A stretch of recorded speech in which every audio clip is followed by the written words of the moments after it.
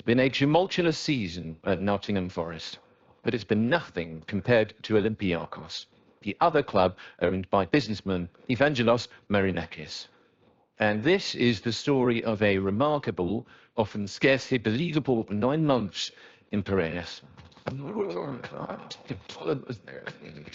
In early May, the evening Ike visited Olympiacos for an Athens derby. The score was 1-1 going into the last 10 minutes before a penalty was awarded and then converted by Ike. After Ike then scored a third, a group of Olympiacos officials appeared on the touchline, complaining about the penalty and an alleged foul in the lead-up to the third goal. That delegation included Evangelos Marinakis himself, who was among those who kicked footballs from the touchline onto the field of play in protest. The referee attempted to press on, but eventually decided to cut his losses and blew the final whistle when fans rained plastic bottles and pyrotechnics onto the turf. After the final whistle, Olympiacos fans flooded the pitch, clashing with police as both sets of players and the officials hastily made for the safety of the dressing rooms. But the dressing room was no safe haven for Italian referee David Massa. He wrote in his match report, "As I entered the dressing room, in which there were many people, I felt a blow on the genitals, without recognizing from whom. No other remarks." Now, for the past 4 years, every big derby in Greece has been refereed by foreign officials. Native officials are routinely accused of bias by the competing sides. That will not be happening in future after UEFA President Alexander Seferin wrote to the Greek FA to state that UEFA had reconsidered its support for the arrangement. Still, this all feels like the natural conclusion to a season in which Olympiacos have been engaged in a running battle with the Greek Football Federation, Elleniki Podosferiki Omospondia, or EFIO. It has seen them threaten to withdraw from the league entirely due to their conviction that everything is rigged against them. Kostas Karabafis, the Olympiacos vice president, chose to end a meeting between the 6 clubs who had reached the championship playoffs by throwing a black miniskirt at the president of the Greek Football Federation, Takis Baltakos. Now, explaining why is tricky, but central to the story is the perception of refereeing bias, which has been a problem in Greece for years. His exact intention is unclear, but the most likely message being sent was a fairly misogynistic one, that Baltakos should be wearing a miniskirt. And needless to say, being Olympiacos manager has become a precarious business. Including interims and caretakers, there have been 19 different head coaches since Marinakis took over in 2010. This season, Pedro Martins was sacked after a humiliating 4-0 defeat to Maccabi Haifa in the Champions League playoff rounds.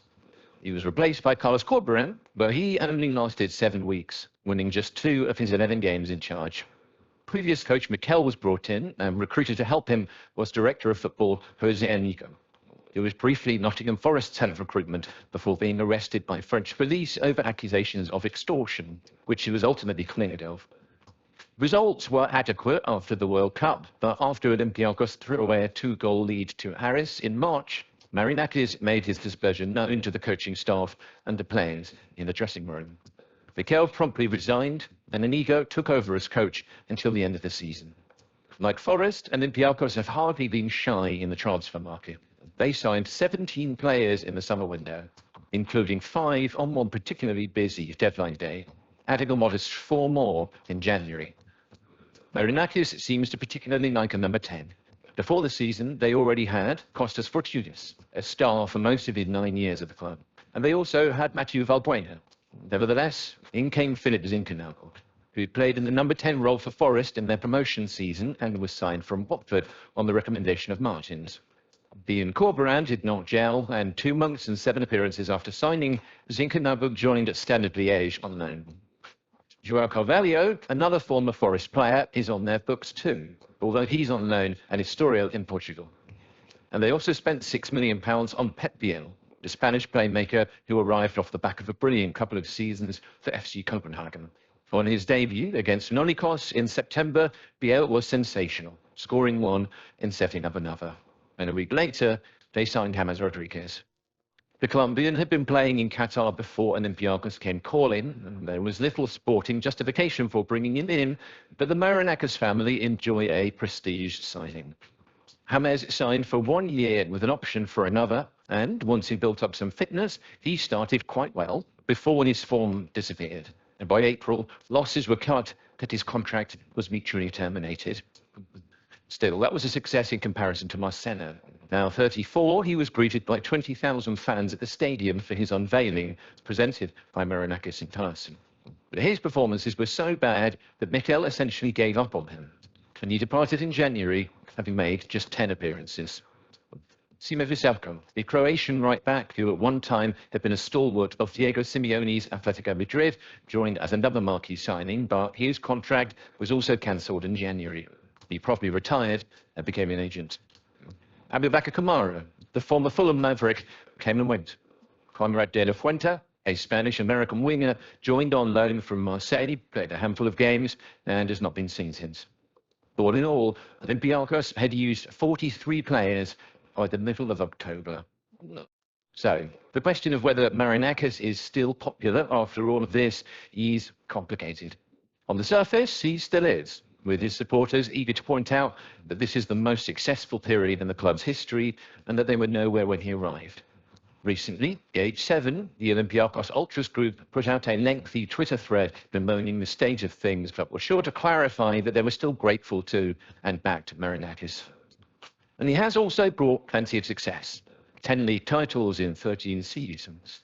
However, there is discontent bubbling under the surface. While they might not be the most vocal section, there are fans who regard Marinakis' behaviour, not least the antics during the Ike game, as not becoming of a storied football club. There is also a perception that attention has been diverted to Forest since promotion to the Premier League. Several Olympiacos officials also have responsibilities in Nottingham, not least Marinakis' son, who is seen as the heir apparent and has been heavily involved in the family business, particularly in the recruitment of several players at both clubs, announcing the signing of Jesse Lingard at Forest on his own Twitter account before even the official club account had. His fingerprints were all over some of the glitzier moves at Olympiacos. He was very visible when James and Marcelo signed, but after those signings didn't work out, but he's been less visible. So, will things calm down after this season? Unlikely. The success of the Marinakis era in Greece means they're unlikely to change their ways anytime soon.